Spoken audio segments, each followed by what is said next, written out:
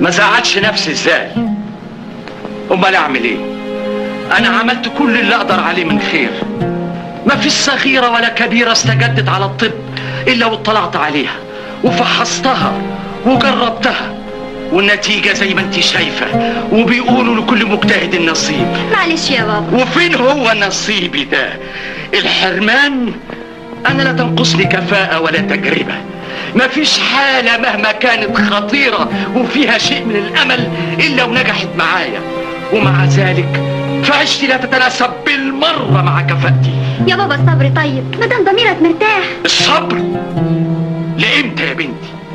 انا بقالي 20 سنة وانا على الحال ده، بشوف عمارات تتبني قدام عينيا من المهنة دي نفسها، عمارات عظيمة، ومش بس مش قادر ابني زيها او اقل منها، مش قادر حتى اسكن فيها.